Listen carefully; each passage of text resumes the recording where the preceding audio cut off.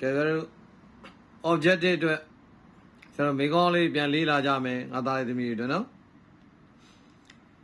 အတန်းနဲ့စာမွေးအတွက်ကျွန်တော်လေးလာကြမယ်ပြန်ပြီး revision လေးပြန်လုပ်ကြမယ်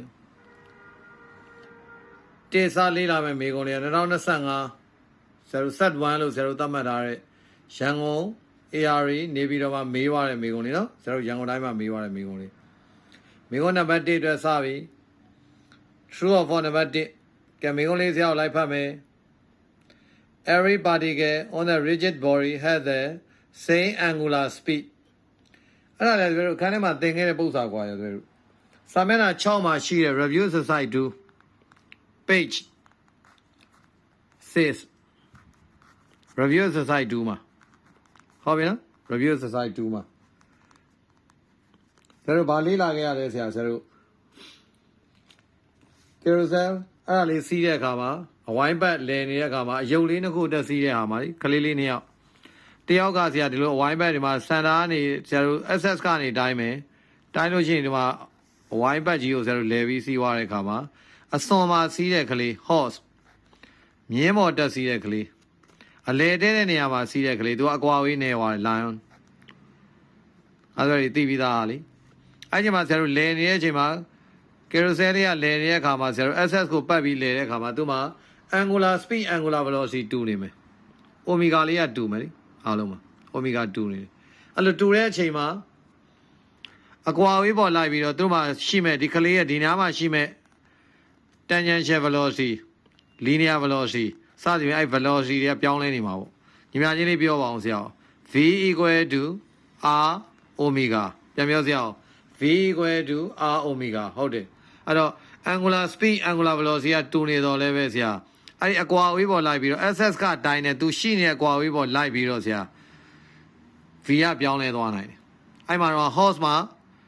မြင်းမော်တက်စီရဲ့ကလေးကဆရာအကွာအဝေး R ပိုများခြင်းကြောင့် R များခြင်းကြောင့်သူ့မှာရှိတဲ့ angular speed angular velocity V တန်ဖို့များသွားမယ် sorry tangential ပေါ့နော်ဒီမှာ angular အတူတူပဲလေ angular velocity အတူတူပဲနော် tangential ကများသွားမှာပေါ့linear ပဲပြောပြော tangential ပဲပြောပြော v တွေများမယ်ဒီကဆိုဆရာနာမည်သတ်မှတ်လိုက်မယ်ဒါ v1 လို့ထားလိုက်မယ်ဒါ v2 လို့ထားလိုက်လို့ရှင်ဆရာပြောဘယ်သူကများခဲ့တာလဲဟုတ်တယ် v1 ကများခဲ့တာဆရာနော်အဲ့တော့ဒီနေရာမှာဆရာသူကဆရာအခုပြောရတယ်မေးခွန်းထဲမှာတူတာအောင်မေးတာတူတာကဘာလဲ same angular velocity မှန်တာပေါ့ angular velocity တူတယ်ဆိုမှန်တာပေါ့သူပဲ omega တူတူပဲနော် v သာပြောင်းလဲပါတယ်ထို့ကြောင့်ဘာပြေလိုက်လဲ true အဲ့တော့ဆောင်းပါလေဆရာသူမေးခွန်းထဲအတိုင်းရေးတာတွေကကောင်းပါလေပဲလို့နော်true လေးရေးပေးလိုက် professor ပြောတယ်ဆရာတို့ true မှာတကယ်လို့ TRUE true လို့ရေးလဲပေးပါမယ်အပြည့်အကုန်လုံးအသေးနဲ့ရေးလဲပေးမယ်အကုန်လုံးအကြီးနဲ့ TRUE true လို့ရေးလဲပေးပါမယ်ကြိုက်တာနဲ့ရေးပါတယ်ပေးပါမယ်နော် true or false နှစ်မျိုးလုံးဖြေထားရင်တော့မပေးပါဘူးလေနော်ဟိုအတူတွေရေးရင်လည်းမပေးဘူးနော်အရှည်ရေးမှရကဲနံပါတ်2လေးသွားမယ် A centripetal force made the object to turn a carpet centripetal force ပါတဲ့ဝတ္ထုကိုဆရာတို့ to turn လဲစီရန်နဲ့ a carpet ဆောင်းဝိုင်းကိုပတ်လန်းထဲမှာလဲစီရန် centripetal force ကပြုလုပ်ပေးတယ်ဒါပေါ့ဆိုလို့ဝတ္ထုကိုဒီဆောင်းဝိုင်းကိုပတ်လန်းထဲမှာလဲနေပြီဆိုတော့သူ့မှာဆရာပြောဘာ force ကထိမ့်ပေးတာလို့လဲဟုတ်တယ် centripetal force ပဲလိုအပ်တဲ့ centripetal force ရှိနေရမယ်ဟုတ်ပြီနော်အဲ့မှာ in additionထပ်ထည့်ပြီးပြောမယ်ဆိုဆရာပြောအဲ့ centripetal force ဆောင်းဝိုင်းကိုပတ်လန်းထဲမှာပတ်နေစဉ်တည်းမှာဝတ္ထုဒီဆရာပြောခံစားနေရမယ်နောက် force တစ်ခုလို့ထပ်မေးခဲ့ရင်ဟုတ်တယ် centrifugal force ပါရှိရမယ်အခုတော့ centripetal force လေးနဲ့ပဲမေးတာဖြစ်ကြောင်းဒါတို့ပြီးတော့ဖြေပါဟုတ်တယ် true ဖြေရပါမယ် TRUE true လိုက်စဉ်းစားပါလိုက်စဉ်းစားပါဆရာကိုပြန်မေးလိုက်ရပါတယ်နံပါတ်3လေးကြည့် Due to less emission of greenhouse gases solar energy can also improve air quality တောက်ပြီးတော့ greenhouse gases တွေဆရာပြန်မေးခြင်းပါသေးတယ် greenhouse gases တွေကပြောကြည့်ပါအောင်ဖန်လုံအိမ်ဓာတ်ငွေတွေပါတယ်လေနမူနာလေးပြောကြည့်ပါအောင်ဆရာမှတ်မိတဲ့သဘောလေးဘာတွေရှိလဲဟုတ်တယ်ကာဗွန်ဒိုင်အောက်ဆိုက်ရှိတယ်နောက်တစ်ခါမီသိန်းရှိတယ်ဟုတ်တယ်ပြီးရင်နိုက်ထရိုဂျင်အောက်ဆိုက်များအောက်ဆိုက်ဆော့နိုက်ထရိုဂျင်တွေပေါ့နော်ဒီပြားတွေလည်းရှိသေးရနော်အများကြီးပဲအဲ့ဒီမှာဆရာတို့အားလေးပြောလိုက်တာအဲ့တော့ဆရာပြောပြီးနားတော့ solar energy ဒီဆရာပြောနေအောင်ကြီးစွမ်းရင်သုံးတာမဟုတ်ဘူးလားနေအောင်ကြီးစွမ်းရင်သုံးခြင်းသည် greenhouse ဓာတ်ငွေများထွက်ခြင်းကိုဆရာပြောဘာဖြစ်စေတာ due to less ဟုတ်တယ်နည်းနည်းပဲနဲစေတာထွက်တာနဲတယ် အဲ့ဒါကြောင့်သူက air quality လေရဲ့အရည်အသွေးကိုတဲ့ improve တိုးတက်စေတယ်နော် improve ကောင်းမွန်စေတာဗောလေအဲ့ဒါဘာဖြေလိုက်လဲ true ဟုတ်တယ် true ပဲသူဒီဟာ you true အေးဟုတ်ပြီကျောင်းသားတွေခဏခဏမှားတဲ့ဟာလေးကျောင်းသားတွေမဟုတ်ဘူးဆရာမတွေပါဆရာတို့တစ်ချက်ကြလို့ရှင်မှားတတ်တဲ့ဟာလေးဆရာတို့တော့မနေကြည့်ရတယ် Some of the weather conditions are created by heat ဘလန့်လို့မေးခဲ့ရင်ဖတ်ဆောင်ထဲမှာပါတယ်စာမျက်နှာ60ခွန်သားတို့မျိုးကြည့်ကြည့်60ခွန်အချို့ကြည့်နေတဲ့ဆရာပြောမြန်သွားရင်ဗီဒီယိုလေးကိုပေါ့ဆုပ်ပြီးပြန်ကြည့်သားတို့မျိုး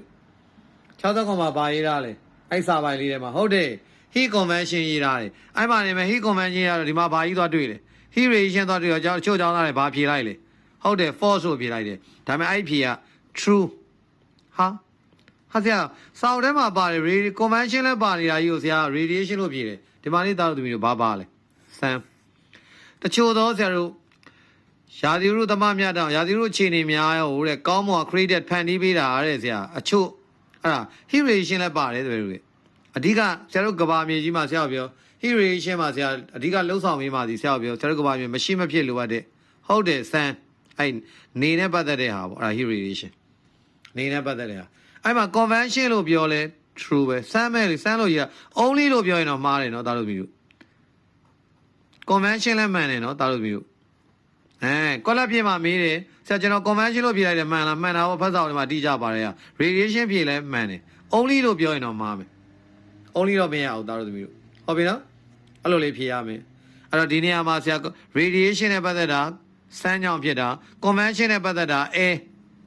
လေကအဓိကလှုပ်ဆောင်ပြီးမှာဒါပဲ